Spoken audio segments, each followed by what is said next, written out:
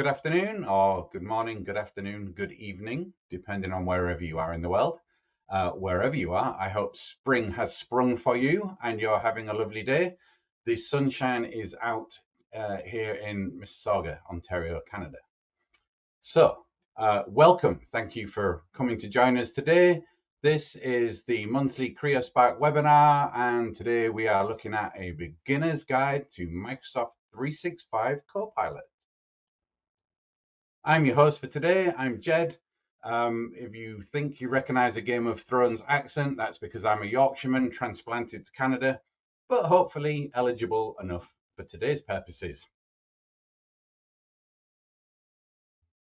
And if you haven't joined us before, welcome. We are CreoSpark, a fully binational Microsoft partner with headquarters both in Davis, California, US, and Toronto, Ontario, Canada. We plan, design, develop, and maintain beautiful and expertly architected employee experiences through holistic and humanized digital workspaces powered by Microsoft. With headquarters, as mentioned, in both the US and Toronto, we have a well-distributed team, and we can be your local partner wherever you are in North America. So, some housekeeping for today. I am going to ask you to keep your questions, or rather, let me start that again. I am going to ask you to put your questions into the chat during the webinar, but please note I will not be keeping an eye on the chat as we speak. Too many things on screen, too distracting, but I will come to them at the end and will answer your questions at the end. There is a handout, so please check the document panel for that. We are recording, and the recording will be distributed by email next week. Please do get engaged. Drop into the chat. Tell everybody where you're from. Introduce yourself. Let us know if the sun's shining where you are. Talk to your fellow attendees. And of course, as I said, do ask the questions, but I will answer them at the end. And once we're all done, please share your feedback in our very quick 2-minute post-webinar survey. It won't take you long, but it's incredibly useful to us as we try to ensure good quality content for you guys. So, our agenda for today. We are diving into generative AI and its Microsoft form, Microsoft 365 Copilot. And we're looking at M365 Copilot specifically today, not all the Copilots, because that is a broad-ranging family and would be rather too much to squish into an hour. We're going to look at some reports of productivity gains from the Microsoft Early Adopters report on M365 Copilot. We're going to look into the use cases, how you would use each of the tools, or rather the Copilot embedded into your Office tools. And then we're going to touch on Copilot readiness, and then Q&A at the end. But we always like to start with a poll and to feel the temperature in the room. So today, where it comes to Copilot, I'm going to hand it over to my colleague, Prem, who's going to run the polls for us. So are you already using? Good morning, everyone. I'm Prem from CreoSpark team, and I'm thrilled to be here with you today for an exciting webinar on Microsoft 365 Copilot. Before we dive into the details, let's take a quick poll. As you can see on the screen right now, are you already using Microsoft 365 Copilot? I can see there is like 45% on yes. It's going really good. Yep. Yeah, it's like the longer we leave it on screen, the more people are using it. Absolutely.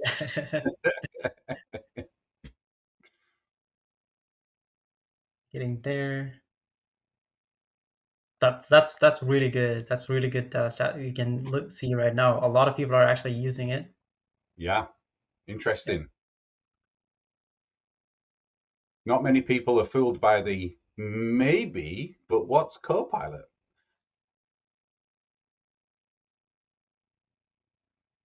All right, we All have right, we're going to end that 67%. one. Okay, perfect. So I'm going to share the results right now. We have 45% is actually actively using Copilot. That's exciting. Hmm. Well, how about we look at another poll? Let's look at which integration are you most excited about?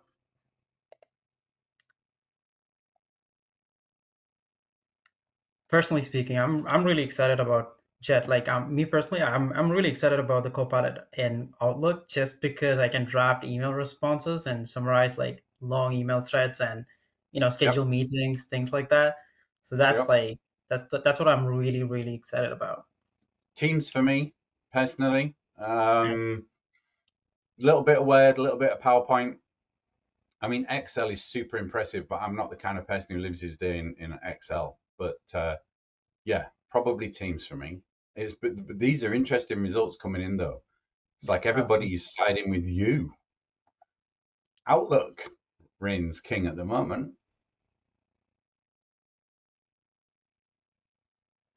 awesome. Oh, Okay. some We have a more really good Word. amount of people looking at Outlook.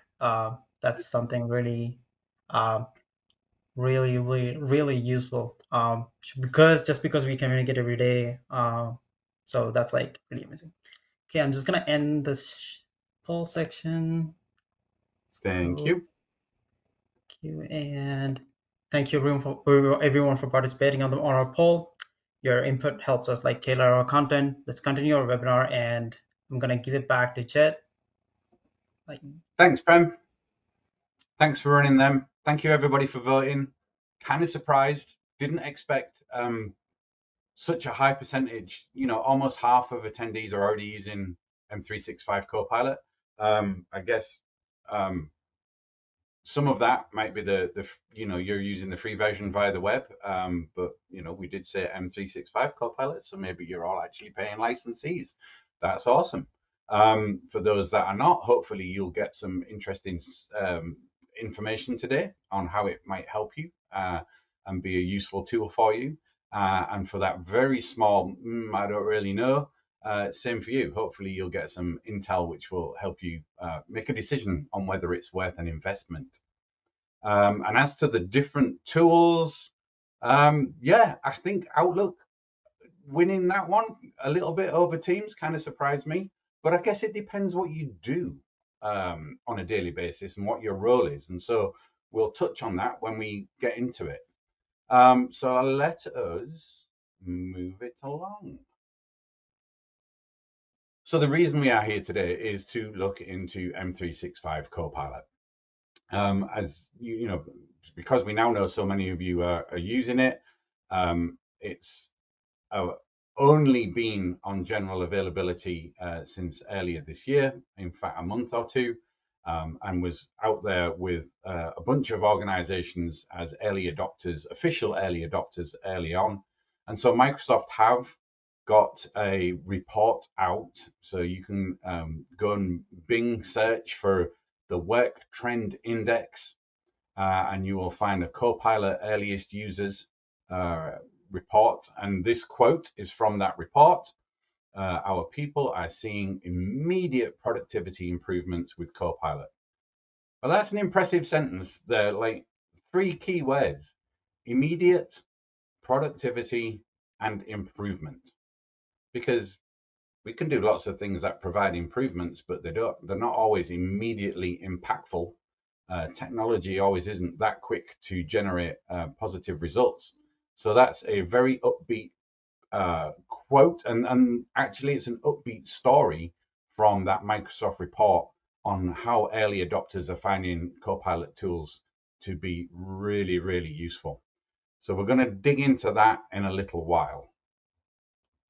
But first of all, what is Copilot, as is what is generative AI? I don't know if on the video you can see the amount of gray in my beard. I am old officially. And for those of us who are, AI is not actually something that was invented with the dawn of ChatGPT. AI systems have been around for quite a while, but they took a different form. And so my first foray, I think, into machine learning would have been back in 2015 when I was working in a corporate legal department, and we used a machine learning vendor to process contracts, basically legal contracts, to get a good understanding of precedents and things like that. So that's, if you like, old school AI, machine learning based, where you have to feed the system with your documents and give them a sample set. And as technology moved along, and driven, of course, by the constant advances in processing and memory, we get to generative AI. And you can see on the diagram here, it's a bit of an acronym soup. There is no test at the end of this presentation, so you don't have to remember all of these, but we did want to give you a feeling for how the technology has progressed and how these things have advanced. And so if we start with NLP, natural language processing, a lot of search vendors like Microsoft put a lot of money into NLP over a decade ago, because they wanted you to be able to type in a very easily, for you, an easily understandable search query into a search engine. And that drove a lot of the natural language side of things. Then comes neural networks. So neural as in our brains, as in neurons. And what neural networks try to do is kind of mimic the architecture of our brains, in that they run massively parallel, rather than serial processing of instructions. So neural networks are very key to AI and very key to generative AI. Then we have the transformers, which is the T in GPT and not Optimus Prime and his mates. Transformers are specific types of neural networks. So we have things called recurrent neural networks and convolutional neural networks. And they generally transform input sequences to output sequences. And again, they've been around for longer than you might think. OpenAI was working on transformers as far back as 2017, 2018. So, not something that was invented in the last couple of years. If you've heard of generative adversarial networks, they're key to Gen AIs that build images or make music or things like that. They're a kind of deep learning model, where the adversarial means that the algorithms come up with different approaches and they literally compete against each other. And then the algorithm picks which response or image that's been generated and thinks which one is the best one, and presents you with that. And of course, LLMs. We've all heard about large language models, because that's what sits behind the GPTs and chat GPTs and other things that get used at the back end of Copilot. These are huge. I mean, large doesn't really cover it as a word. They're enormous data sets that get used to train AIs. And they allow for very widespread training, because you let them loose on the public internet, and thousands, millions of books that are out of copyright and things like that. So they're very broad language models as well. What we don't have on the diagram, but what's starting to become really hot at the moment, is SLMs, small language models. These have been developed to run on your own laptop or run on your phone. So they're smaller, as in they're smaller neural networks, smaller sets of parameters that can be fed in, but also smaller training sets. And they can actually be very accurate, being based on a smaller training set when you want to do something very particular. Last off, we have GTPs, generative pre-trained transformers. That generative, we've just been talking about all the different algorithms and AI tools that make something generative. And pre-trained goes back to my earlier comment about early AI, where you had to train everything with a very, you had to give it a set of test documents. But now they're pre-trained on these huge data sets. So Hopefully, that was your extremely fast run through generative AI. Definitely not going to get a PhD out of that, but hopefully it was a little bit helpful as to what makes Gen AI specifically interesting. And Microsoft take that and build Microsoft 365 Copilot using these technologies. So this is a simplified version of the very busy Microsoft architecture diagram. If you've never seen that one, I suggest, again, go Bing search for that. It's very informative, but we've tried to simplify it here for you. And we can run you through this using the labels on the screen. And we start up in the kind of top lefty corner. There is number 1, which is enter your prompt. So whether you're in Word or Excel, Teams or Outlook, whatever, you empty your prompt into the Copilot box and it sends it into the system. And then Copilot does what is called grounding. It grounds the language of your prompt in the context of your M365 graph.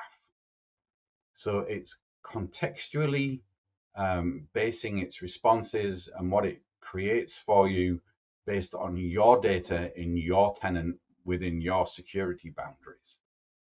So we'll take that contextually grounded prompt at 3 and send it to the LLM for processing.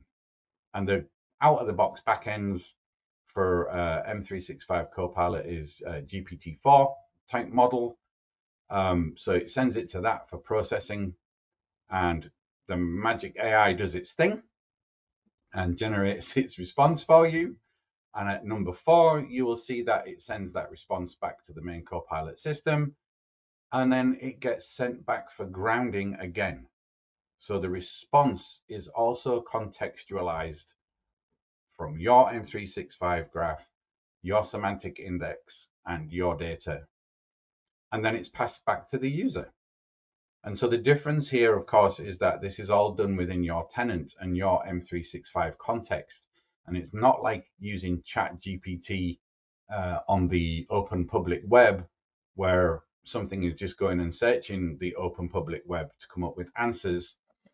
What we're doing here is contextualizing everything in your data, in your system, to give you work-related outputs and answers.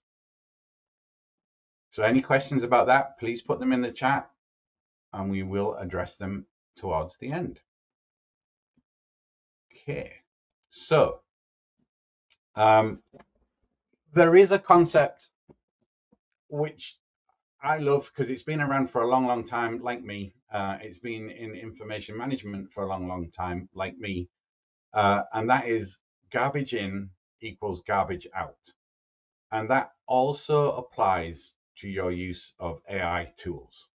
So what do we mean in this context? Well, it means if you run a very clever AI system over really bad data, you're going to have to expect it to give you fairly bad answers because it can only work with what you give it to work with.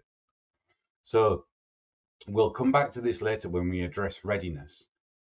But to get a really good response and a really good user experience out of your M365 Copilot requires some upfront work to clean and curate and manage your data. And in another concept that I like is this idea of a virtuous circle of AIs. SharePoint Premium can use different types of AI tools to help you clean up and curate your data.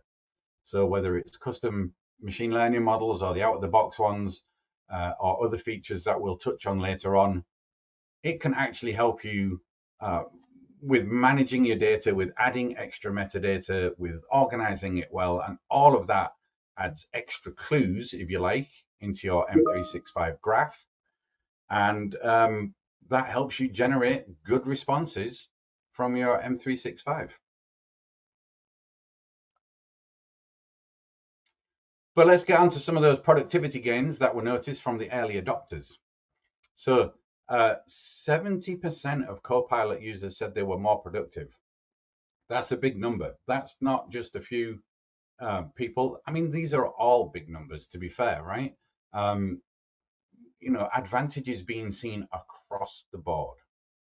So 70% were more productive. 68% said it improved the quality of their work, and a similar 68% said it allowed them to do things faster. But even better, 77% said once they've got it, they'd never want to give it up. They'd never want to let it go. They'd never want to run around or hurt it. I'm sorry, Rick Astley. We couldn't help it. We had to go there. But I can't sing, and you really don't want me to try. So, great productivity gains seen from these early adopters. So the question is, how might you see similar gains in using these tools yourself? So I'm going to take a little drink to wet the whistle, and we're going to come on to talking about the use cases. So what we're going to do for each of the Copilot tools, we're going to show you the little Microsoft marketing video, and then we're going to talk about it afterwards and have a little discussion about how it can help you.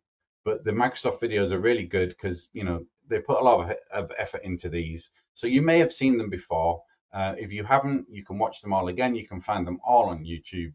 But I think these are a good vehicle to get the message across. So we'll start with Outlook. So this will be good, seeing as this was at the top of the poll.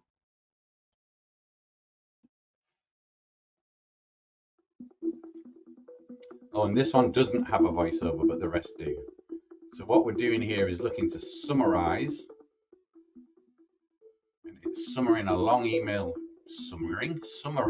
a long email chain to give you a very nice short and to the point summary. So it can do more than that. It can do a lot more than that. But it's a very interesting use case if you live in your inbox. And I used to support, I think I mentioned earlier on, I used to work in a corporate legal department, and lawyers are definitely the kind of people who live in Outlook.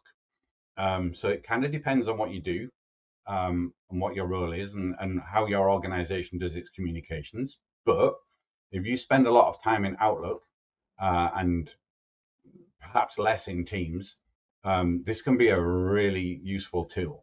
So summarizing those long email threads with annotations and suggested relevant actions. It can even schedule a meeting based on that, and even populate meetings with the details from the thread. You can also use it to draft email messages in your tone of voice, both brand new emails and responses to incoming emails. So you can write a short prompt for that, indicating the context, and it will draft for you. However, when asking Copilot to draft an email reply, if the thread of emails is very, very long, not all the messages will be referenced, because there are actual limitations to how you chop up and tokenize all that data and pass it into the LLM. But still, I mean, it's a really helpful capability. Believe it or not, Copilot can provide coaching. So you can have coaching on your communication, and it will suggest edits to your email drafts to improve the tone and the clarity. It can also do things beyond the actual just the email, because it's Copilot in Outlook, and Outlook does more than email, so it can schedule meetings for you, and it can guide you through a scheduling process with suggestions on titles and availability and how to build an agenda and things like that. And it can even attend meetings on your behalf. So if you can't be there, it will be there and it will summarize and give you notes from that meeting.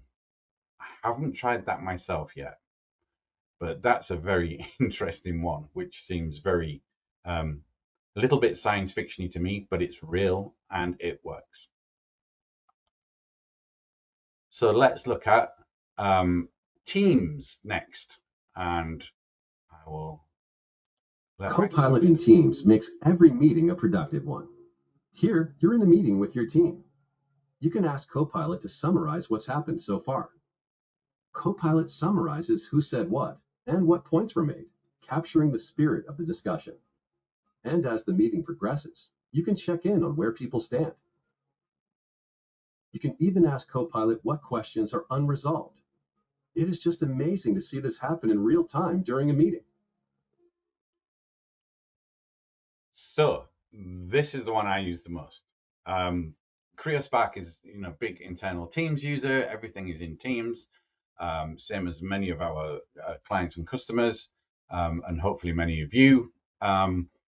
So I find this to be extremely useful. So the summarization of meetings and the way it pulls out key points. But also when you join, if you join late, it can summarize what's happened so far.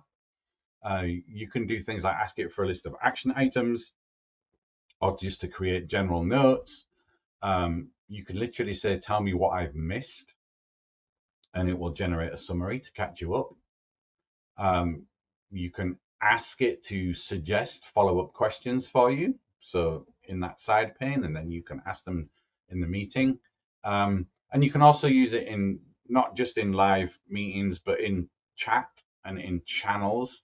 So it can generate summaries of conversations that occurred in long chat threads. And you can put time boundaries around that. Tell me what happened in here in the last week. And you can do things like create tables to summarize specific information. So I personally find this extremely useful. I was talking to one of my colleagues earlier this week, and she was very much on the Rick Astley side of things and said, you could never take this away from me now that I've got it. It's so useful because of all the meetings I am in. So yes, like, don't ever try to remove my M365 Copilot license from me now, because that's just going to result in a fight. So super useful in many organizations and in many contexts if you are heavy Teams users. So next, for all the accountants or anybody else out there, data scientists even, who use Excel for their what if analysis and for playing with data, there's some great stuff in Excel. Copilot in Excel helps you make sense of all your data. Say you need to analyze this quarter's sales results. You start by asking Copilot to analyze the data and give you 3 key trends. Within seconds, you've got what you need. But you want to drill in. You ask Copilot a follow-up question about one of the trends. Copilot creates a new sheet, giving you a sandbox to play in and helping you better understand what's happening. You ask Copilot to visualize what contributed to the decline in sales growth this period. Copilot adds a little color to make the problem jump off the page. Now you want to dig deeper and ask a follow-up question with a what-if scenario. Copilot not only answers your question, it creates a simple model and even asks if you want to learn more about what it did with a step-by-step breakdown. Finally, you can ask it to create a graph of your projected model. Copilot in Excel turned a sea of data into clear insights and actions. How cool is that? Okay, I'm not an Excel guru, never had to be, but that's exactly why this to me is exciting, because it just brings all. I mean, Excel is super powerful, right? That's part of the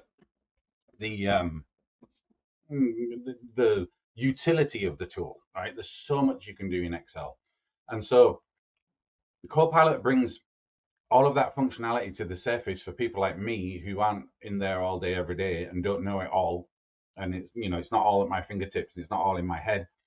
So things like asking questions on Excel functionality. So, hey, how can I filter this data? Or what does this formula do? Questions like that. But then also the time saving stuff, like getting it to create charts and pivot tables, getting it to generate insights and analyze the data. So questions like, tell me what trends you see, or are there any outliers in this data?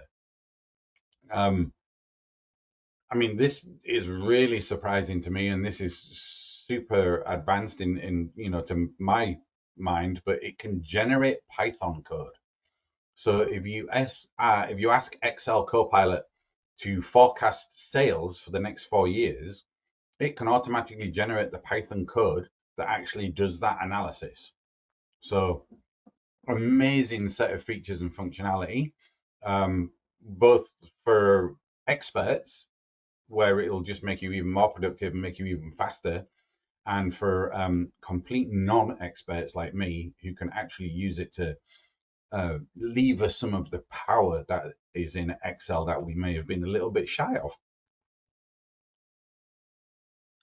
Next up is Word.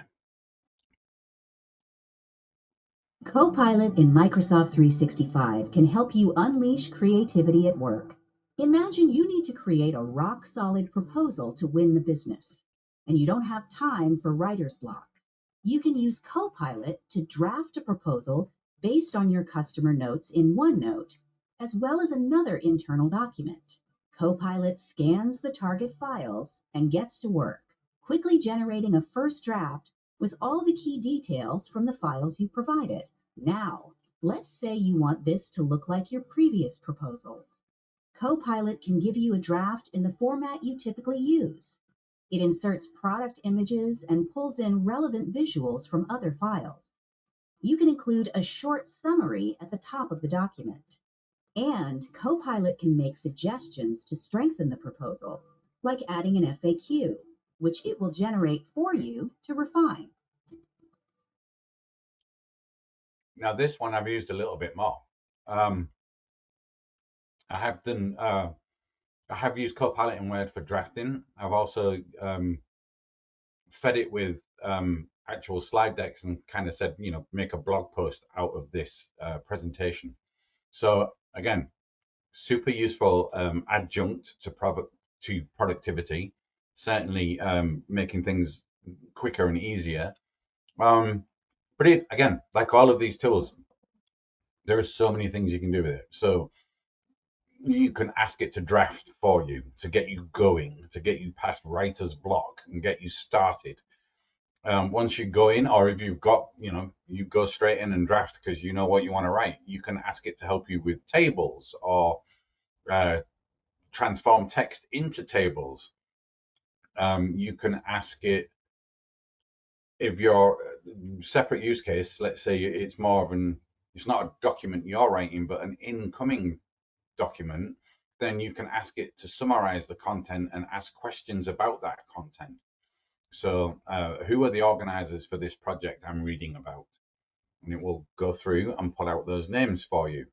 You can also use it to do things like, if you've written, but you think you're maybe not entirely happy with it, you can just say, rewrite this for me.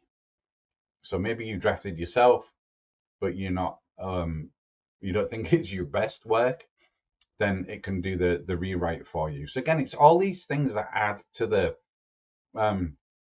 all these functions that help you save time. And we're back to those productivity statistics, and it's the quality of the work. It's helping you improve the quality of your output, and it's also helping you create that output more quickly and efficiently.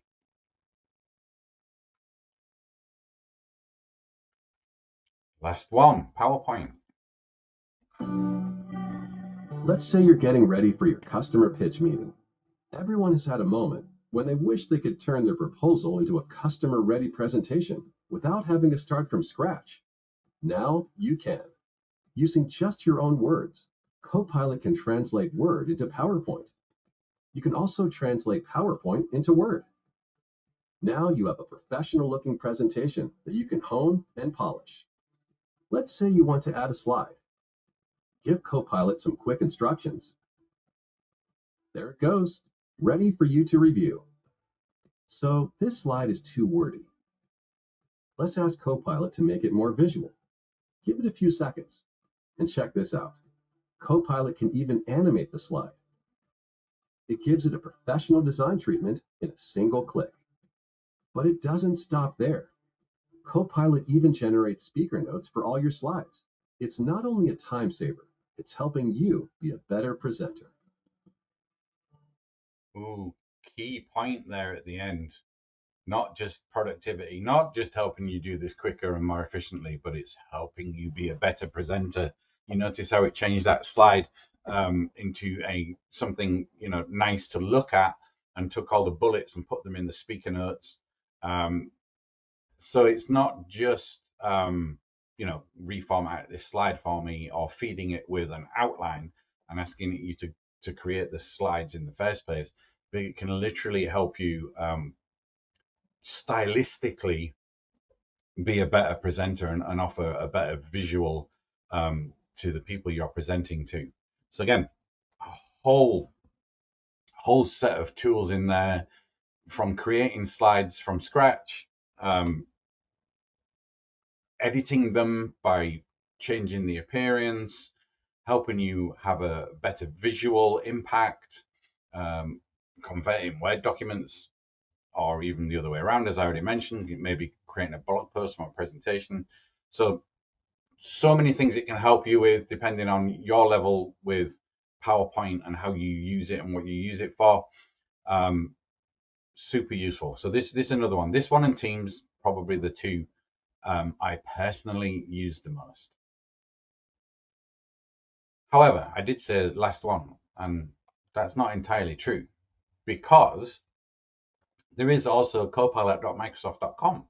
So we can go to a web browser if we don't have any of our other tools open, and we can ask questions from the web browser. So this is my work license. We can see that it's got prompts there. So hey, I can help you with how do I write a proposal, help me write this, prep for that meeting. Helpful prompts there for you, or of course you can dive in and write your own.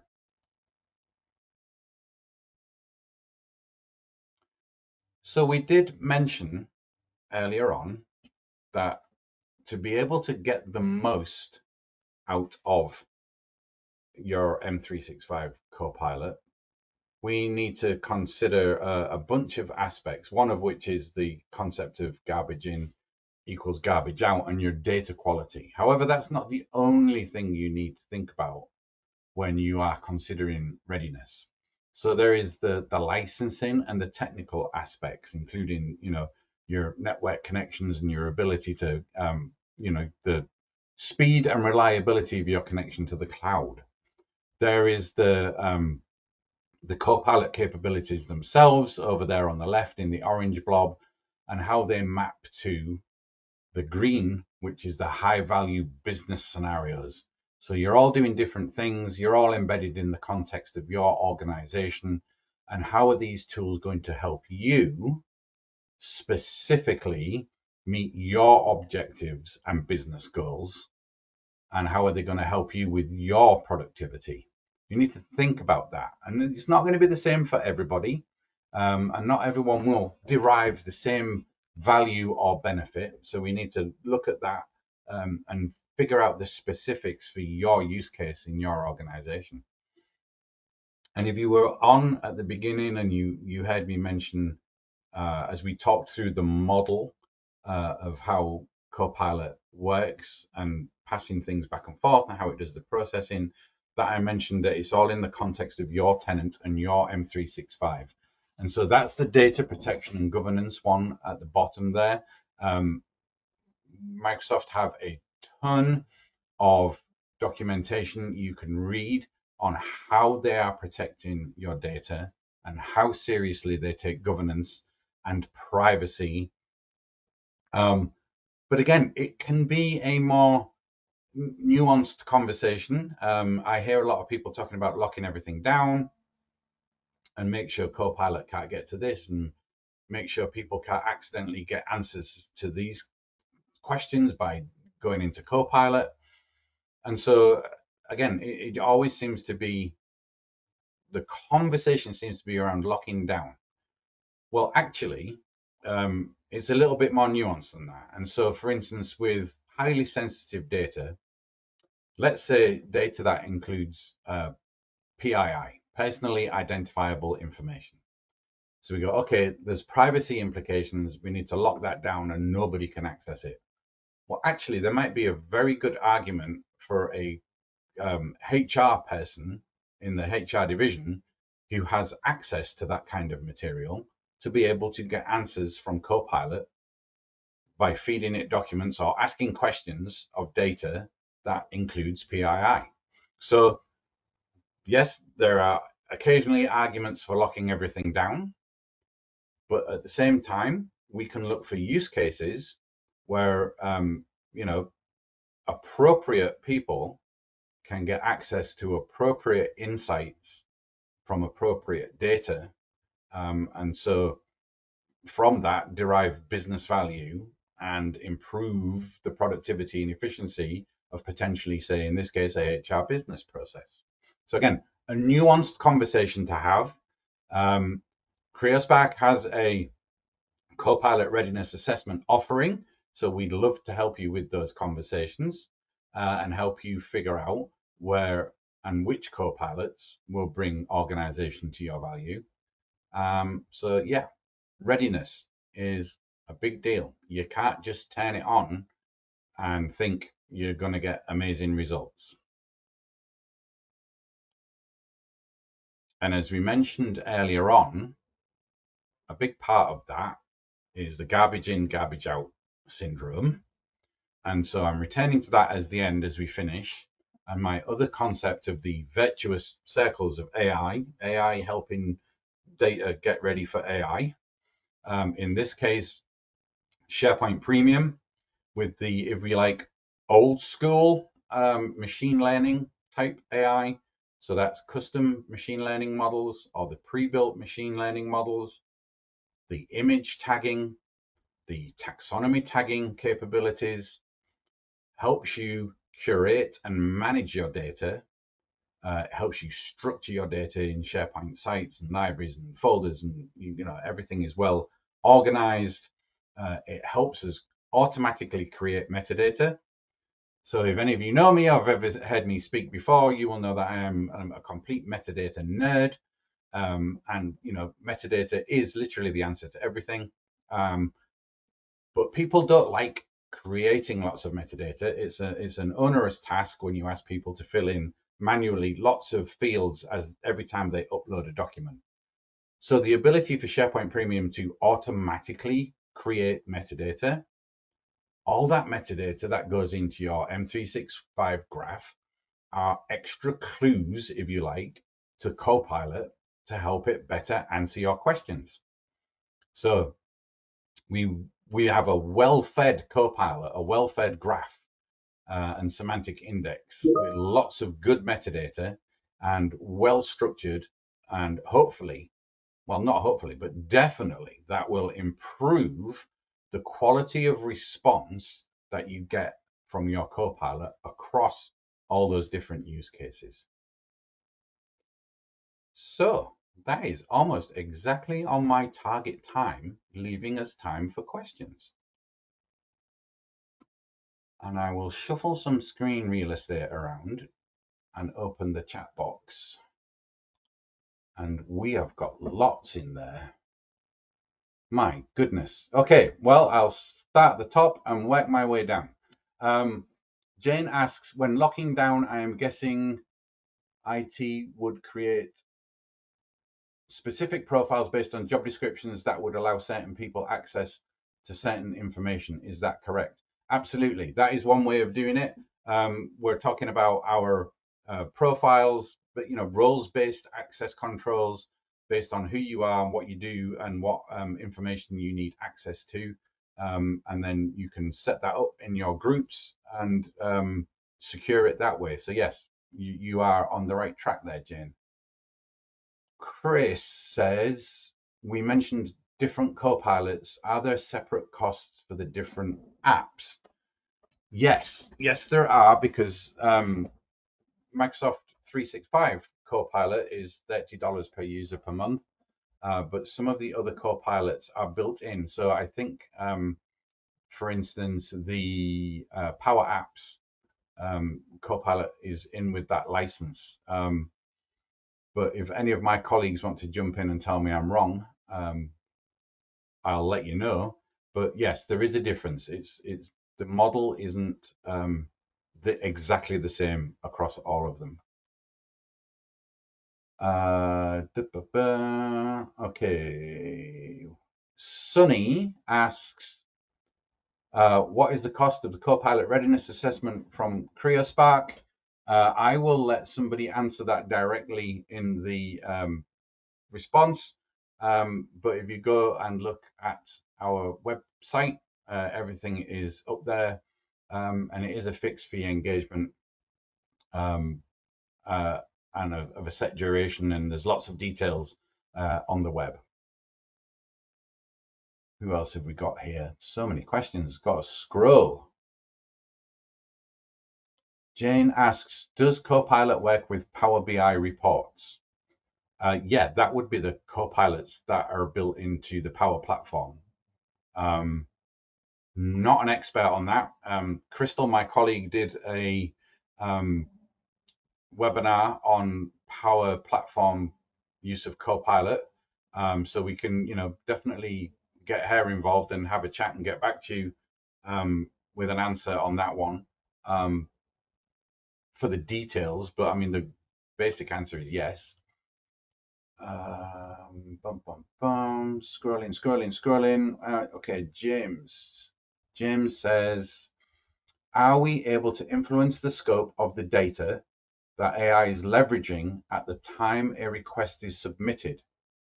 i.e., in OneNote, it will only look at a section. I'd like it to at least look at the entire booklet. Ooh, in OneNote. Oh, you've got me. You've stumped me there, James. I don't think I've ever used it in OneNote. So we'll have to get you a follow-up answer to that question. You are able to influence the scope. There are lots of settings, generic settings for your M365 tenant, and what can be used and what can't be used, that go beyond just the security permissions. But to your point, can you do that at the time the request is submitted? Don't think so. And certainly I haven't played with that in OneNote. So we will get you a follow-up answer on that. Scrolling. So many questions here. I'm not going to get to all of them, and I do apologize. Michael asks, is Copilot a licensed product? Yes, absolutely it is. Different licenses for the different Copilots. But as we mentioned, Microsoft 365 Copilot is $30 per user per month on top of your existing Microsoft 365 licenses. Jane says, wow, Excel will be so much easier with AI. Yes, I agree. Jason, are all of these Copilot features part of the paid Copilot or the free version?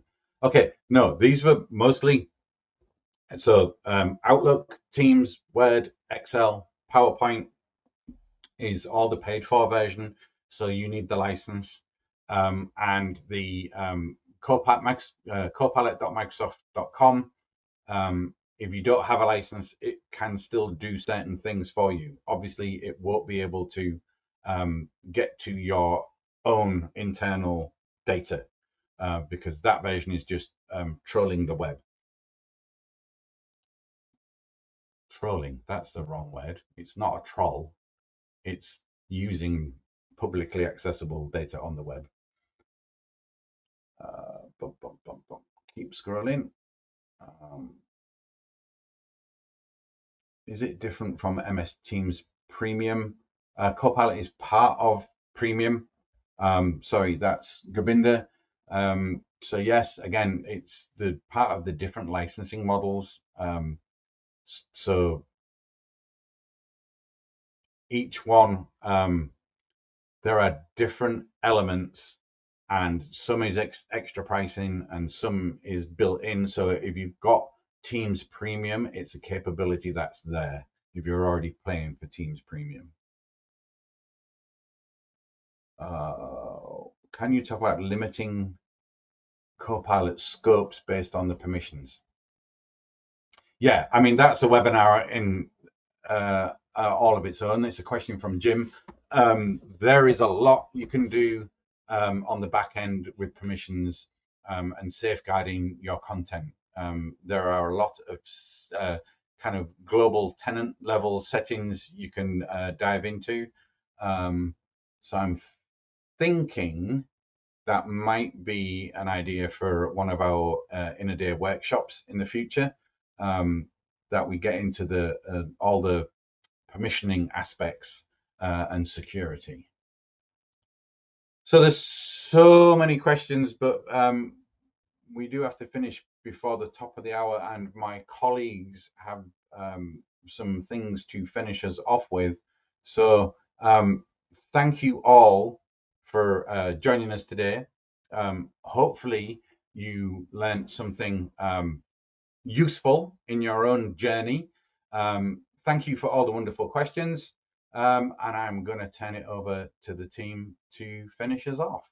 Actually, Jed, there was a one question that did come in later. Ooh. That I wanted to get your viewpoint on it. Mm-hmm. Kimberly did ask, how will I know if Copilot is right for my organization? Her team mostly uses Office at a very high level, but mostly Outlook and Teams. Right. So we're back to that conversation about the Copilot readiness slide. Being able to dive into the context of any particular organization, you know, what you are, what your organization does, what your users do on a daily basis. That's how we find out if it's worth the time and effort, and of course licensing costs for you, is to dive into that in great detail and figure it out in your particular context. Context is king in this case, not content. So yeah, we would, as part of our readiness assessment, or as part of a what we would call a discovery engagement, we would dive into those questions with you and help you figure out the answers. Great. And then the last very important question, is Jed from Lincolnshire? Oh, goodness gracious me, who asked that? No, I'm a Yorkshireman. Thanks, Canal. Yep. All right, let's just kind of roll into the survey. So thank you everybody for joining today, and thank you, Jed, for all your great insights, and also Rick rolling us earlier. But thank you, everybody. Can you go to the next slide if possible, Jed? Yeah, sorry, mate. Yep. So as always, we do a webinar survey giveaway. We value your opinions and insights. So follow the QR code or the link here. We also have it in our slide deck that's shared in the materials panel. But your feedback helps us improve our webinars, and it tailors for future content to your needs. So make sure you give us a feedback. And then there's also a chance to win a $50 Amazon gift card. So yeah, get us your feedback and win some money there.